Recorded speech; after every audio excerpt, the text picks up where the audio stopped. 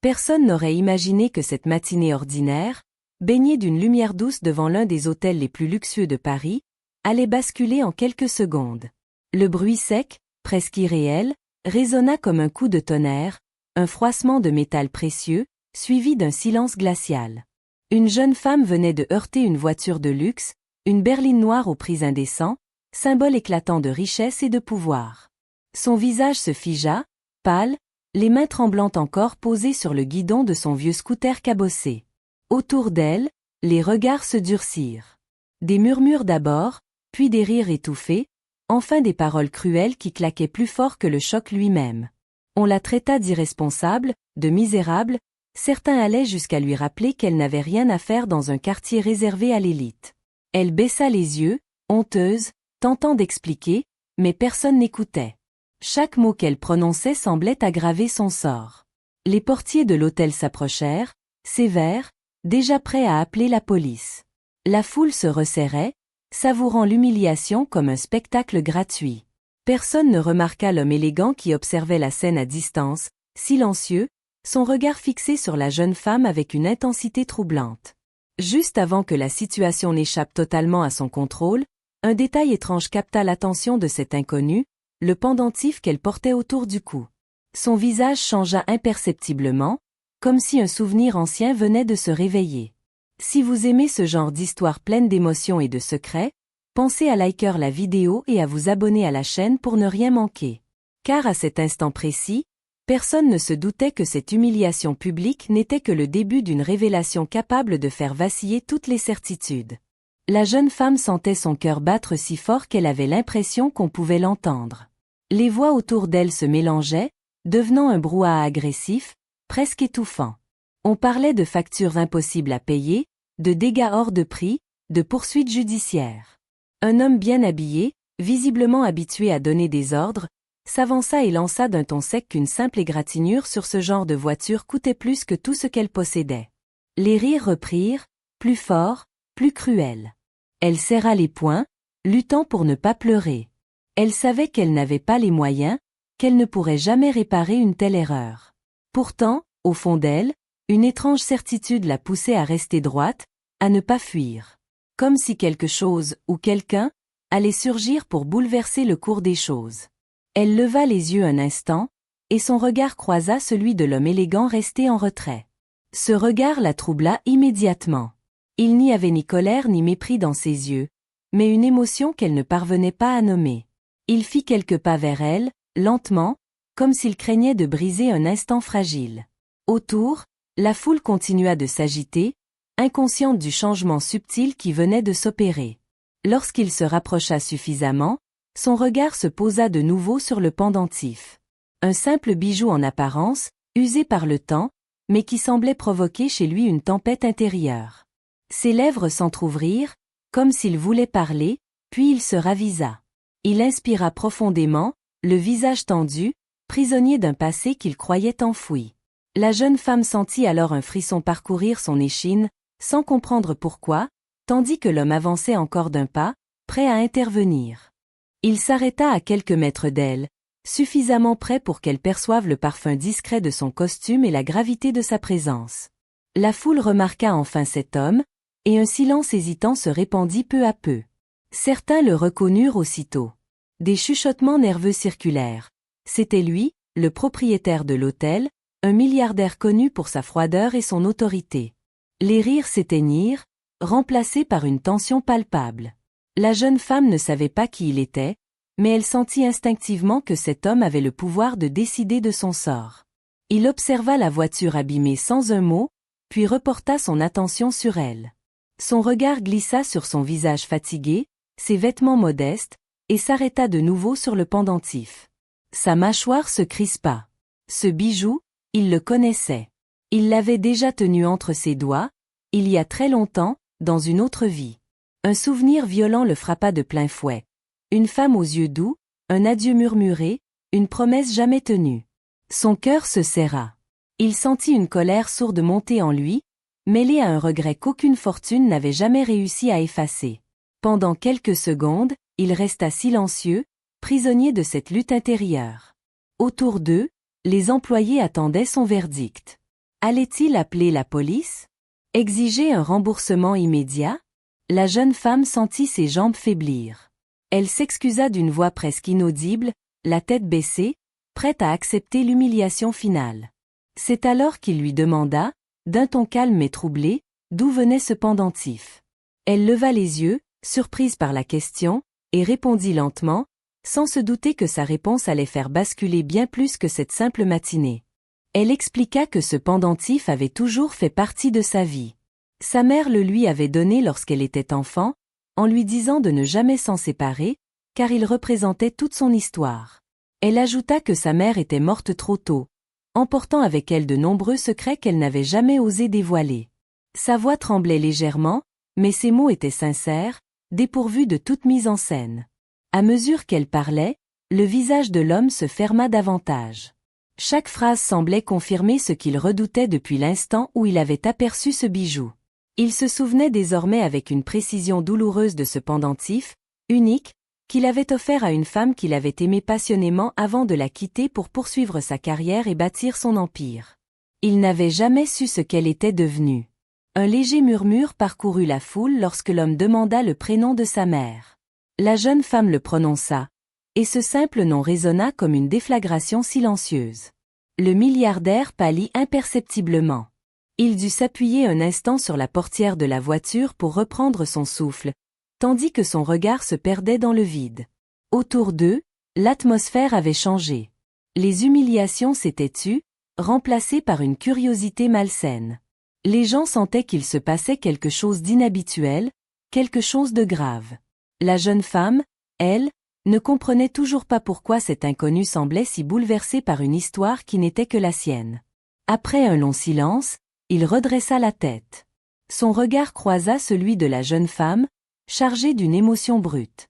Il ouvrit la bouche, comme s'il allait dire quelque chose d'important, mais au même moment, un membre du personnel intervint brusquement, rappelant les dégâts causés à la voiture et exigeant une décision immédiate. L'intervention coupa net l'élan de l'homme. Il se tourna lentement vers l'employé, dont la voix se voulait ferme mais trahissait une légère nervosité. On parlait de procédure, d'assurance, de responsabilité. Chaque mot semblait ramener la scène à sa brutalité initiale. La jeune femme sentit à nouveau le poids des regards peser sur elle. Elle inspira profondément, prête à affronter la décision, quelle qu'elle soit. Le milliardaire leva alors une main pour imposer le silence. Son geste, simple mais autoritaire, suffit à figer l'attroupement. Il demanda qu'on lui laisse quelques minutes. Certains échangèrent des regards étonnés, d'autres, contrariés. Personne n'osa protester. Il s'approcha de la jeune femme et lui proposa de s'asseoir à l'écart, à l'ombre, loin de la foule. Elle hésita, puis accepta, encore sous le choc. Assis face à face, le contraste entre eux était saisissant. Lui, parfaitement maîtrisé en apparence, mais traversé par une tempête intérieure. Elle, fragile mais digne, cherchant à comprendre ce qui lui échappait. Il lui demanda où elle avait grandi, comment sa mère avait vécu. Elle répondit avec pudeur, racontant une enfance modeste, des sacrifices, des silences lourds de sens. Plus elle parlait, plus son visage se durcissait, comme si chaque détail venait assembler un puzzle qu'il refusait de voir. Autour d'eux, la foule murmurait de plus en plus. Certains commençaient à s'impatienter, d'autres à deviner qu'il ne s'agissait plus seulement d'une voiture abîmée. Le milliardaire serra les poings, conscient que ce qu'il s'apprêtait à faire ou à dire pourrait bouleverser bien plus que cette scène publique. Il se leva soudainement, le regard déterminé, prêt à reprendre le contrôle devant tous. Il revint vers la voiture, attirant aussitôt l'attention générale. Les conversations cessèrent une nouvelle fois, comme si l'air lui-même retenait son souffle.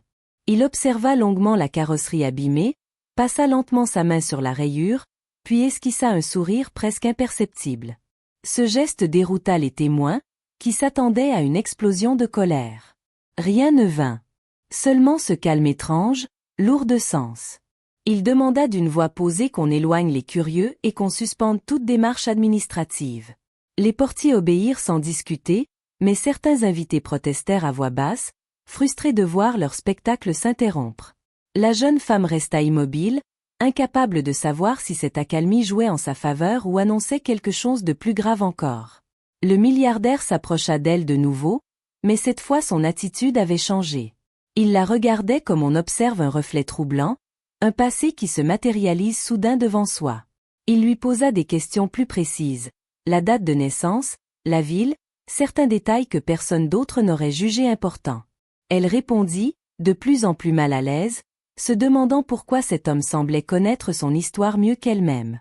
Chaque réponse confirmait ce qu'il redoutait et espérait à la fois. Une vérité qu'il avait fui pendant des décennies frappait désormais à sa porte, en plein jour, devant témoins. Il sentit sa gorge se nouer. Dire la vérité maintenant signifierait tout perdre ou tout réparer.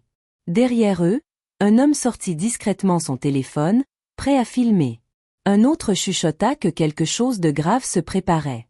La jeune femme remarqua ses regards insistants et sentit la panique monter. Elle ouvrit la bouche pour demander ce qu'il lui voulait réellement, quand il l'interrompit d'une phrase grave, annonçant qu'il était temps que certaines choses soient enfin dites. Sa voix, bien que basse, portait une autorité qui cloua tout le monde sur place. Il demanda à ce que personne n'intervienne, ni employé ni invité. Certains reculèrent instinctivement, conscients qu'il assistait à un moment qui les dépassait. La jeune femme, elle, sentit ses mains devenir moites. Elle n'avait jamais été aussi exposée, aussi vulnérable. Il lui demanda si sa mère avait un jour parlé d'un homme parti trop tôt, d'un amour abandonné au profit d'une ambition dévorante.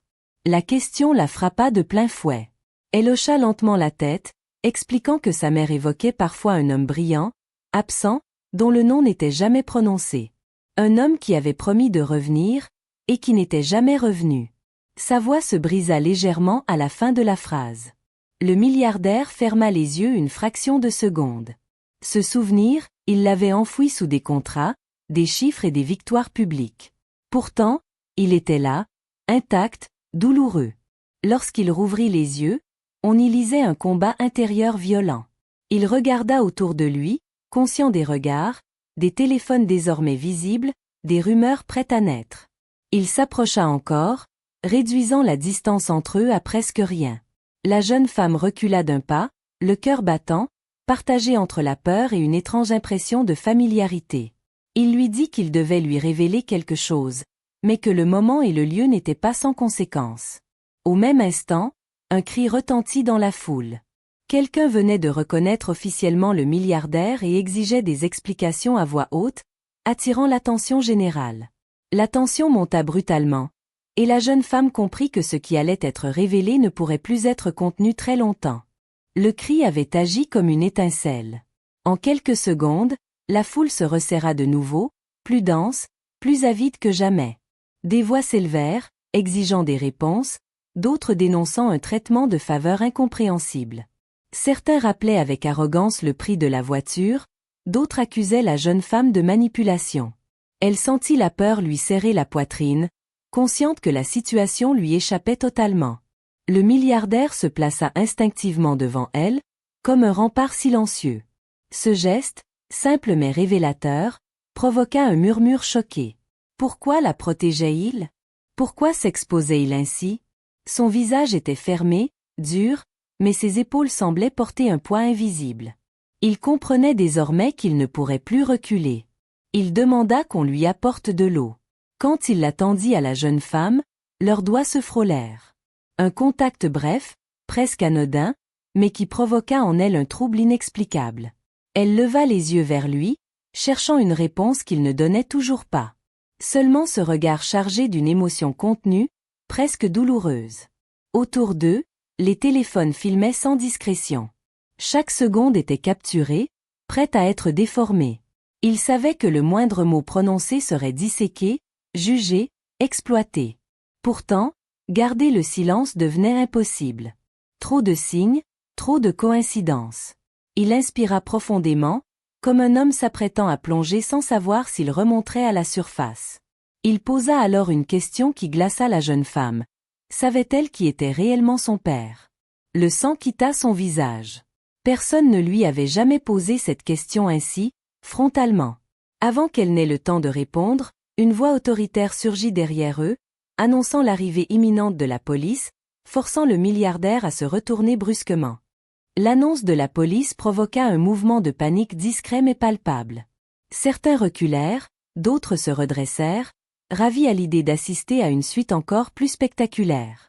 Le milliardaire se tourna lentement vers l'homme qui avait parlé, son regard froid imposant le silence une fois de plus. Il donna des instructions rapides, précises, comme s'il gérait une crise financière plutôt qu'un scandale public. La police pouvait venir, dit-il, mais personne ne quitterait les lieux avant qu'il n'ait fini de parler. La jeune femme, elle, se sentait étourdie. La question sur son père résonnait encore dans son esprit, douloureuse et troublante. Toute sa vie, ce vide avait été comblé par des silences, des demi-vérités, des regards fuyants. Elle n'avait jamais insisté, de peur de rouvrir une blessure chez sa mère. Et voilà qu'un inconnu, au milieu d'une foule hostile, osait mettre des mots sur cette absence. Il se pencha légèrement vers elle et lui demanda de lui faire confiance, juste quelques minutes. Sa voix était grave, presque suppliante. Elle hésita, observant cet homme puissant qui semblait soudain vulnérable. Malgré elle, elle hocha la tête. Ce simple geste sembla lui donner le courage qui lui manquait jusque-là. Il se redressa et fit face à la foule. Les murmures cessèrent. Même ceux qui filmaient ralentirent leurs mouvements, sentant que l'instant était décisif. Il commença à parler, évoquant une erreur commise il y a des années, une lâcheté qu'aucune réussite n'avait effacée. Chaque mot tombait lourdement, chargé de tension. La jeune femme l'écoutait, le cœur battant, comprenant peu à peu que ce qu'il s'apprêtait à révéler allait bouleverser son identité même, tandis que les premières sirènes se faisaient entendre au loin. Les sirènes se rapprochaient, stridentes, découpant l'air déjà saturé de tension. Le milliardaire marqua une pause, laissant planer un silence si lourd qu'il semblait irréel. Les regards étaient suspendus à ses lèvres. Certains invités, livides, réalisaient qu'ils avaient participé à une humiliation qui les dépasserait bientôt. D'autres souriaient nerveusement, conscients qu'il assistait à un moment qui ferait le tour des médias. Il reprit la parole, plus lentement. Il parla d'un choix ancien, d'une vie qu'il avait sacrifiée sur l'autel du succès, d'une femme qu'il avait aimée mais qu'il avait laissée seule face aux conséquences. Chaque phrase semblait lui coûter. Sa voix tremblait à peine, mais assez pour trahir une vérité longtemps étouffée. La jeune femme sentit ses jambes fléchir. Elle comprenait désormais que cette histoire n'était pas seulement celle d'une voiture abîmée, mais celle de toute son existence. Les policiers apparurent au bout de l'allée. Les portiers s'écartèrent. Les téléphones se levèrent plus haut encore. Le milliardaire jeta un bref regard vers les agents, puis revint vers la jeune femme. Il lui dit qu'il allait dire quelque chose qui changerait sa vie à jamais, mais qu'elle devait être prête à en porter le poids. Ses yeux cherchaient les siens, presque implorants. Elle voulut parler, poser 1000 questions, mais aucun son ne sortit. Son cœur battait à tout rompre. Lorsqu'il se tourna finalement vers la foule, inspira profondément et ouvrit la bouche pour prononcer ces mots tant redoutés, personne ne s'attendait à la réaction immédiate que cela allait provoquer. Sa voix s'éleva enfin, claire malgré l'émotion qui la traversait. Il déclara que certaines humiliations ne pouvaient plus être tolérées, surtout lorsqu'elles reposaient sur l'ignorance et la cruauté. La foule réagit aussitôt, confuse, cherchant le sens caché de ses paroles. Les policiers s'approchaient lentement, observant la scène avec méfiance. Le milliardaire leva une main pour demander encore quelques secondes. Il se tourna vers la jeune femme, puis revint vers l'assemblée. Il expliqua que la voiture serait réparée sans qu'aucune plainte ne soit déposée. Cette annonce provoqua un mélange de soupirs soulagés et de protestations étouffées. Certains se sentirent soudain ridicules, d'autres furieux d'avoir perdu leur moment de supériorité. La jeune femme, elle, n'arrivait toujours pas à respirer normalement. Elle sentait que l'essentiel n'avait pas encore été dit. Il s'approcha d'elle à nouveau et lui demanda doucement si elle acceptait de marcher quelques pas avec lui, juste pour s'éloigner des micros et des caméras. Elle hésita, puis accepta, consciente que refuser maintenant ne ferait qu'attiser davantage les soupçons. Ils avancèrent côte à côte, sous les regards insistants, tandis que les policiers échangeaient quelques mots discrets avec le personnel de l'hôtel. À voix basse, il lui parla de rendez-vous manqués, de lettres jamais envoyées, d'un test qu'il avait fait faire en secret des années auparavant, sans jamais oser en connaître le résultat. À ces mots, elle s'arrêta net. Son regard se figea, partagé entre la peur et l'espoir. Elle lui demanda ce qu'il voulait dire exactement, quand un policier les appela brusquement, affirmant qu'un élément nouveau venait d'apparaître et changeait totalement la situation. Le policier tendit le document, et le silence devint presque sacré. Le milliardaire le prit, lut une ligne, puis une seconde. Ses mains tremblaient. Il ferma les yeux, comme s'il venait enfin d'accepter une vérité qu'il avait fui toute sa vie. Lorsqu'il les rouvrit, il n'y avait plus d'homme puissant, seulement un père brisé par le temps perdu.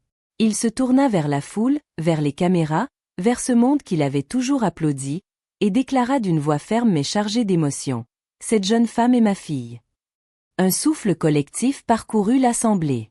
Les visages moqueurs se figèrent, les regards hautains s'abaissèrent. Ceux qui avaient humilié reculèrent, écrasés par la honte. La jeune femme sentit ses genoux céder. Toute sa vie venait de se réécrire en une phrase. Elle pensa à sa mère, à ses silences, à ses larmes nocturnes, et comprit enfin. Les larmes coulèrent sans retenue. Le milliardaire s'approcha d'elle, lentement, respectueusement, comme s'il craignait encore de ne pas en avoir le droit. Il lui demanda pardon, non avec des mots grandiloquents, mais avec une sincérité nue.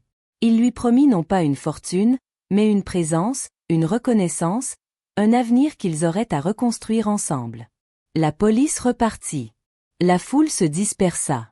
La voiture n'était plus qu'un détail dérisoire. Ce jour-là, devant un hôtel de luxe, une humiliation publique se transforma en révélation, et une fille longtemps invisible retrouva enfin sa place, non dans la richesse, mais dans une vérité plus précieuse que tout l'or du monde.